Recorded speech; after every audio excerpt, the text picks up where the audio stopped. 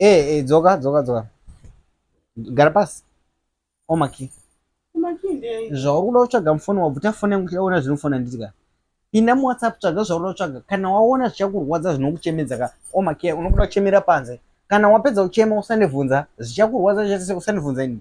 Saka mimi kutonyatsokuudza kuti kunguza tumaruzi tongoti mimi foni yenyu haibatwa.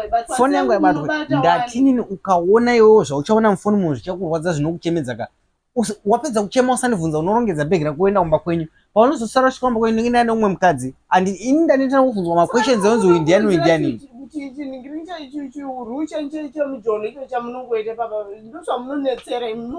Foni yemurume haibatwe wanzwa ndiri baba inini. As long ndichiuya munomupa nenguva ndichikupa respect yakakwana ndichiita zvese zvaunoda iwewe ndisingasvitse girlfriend pamba ita easy zvekutsvaga zvinhu zvemufoni zvokubvunza kuti uyu ndiani ini handisi ready kukupindura zvokuti uyu ndiani zvokunongedzwa girlfriend kana wanga watora chikuisa pachaja foni yangu next time ukaiona uchasiya yakadaro uzvisiye zvokuda kutsvaga kana uri mumarriage siya nezvokutsvaga zvemumafoni emuru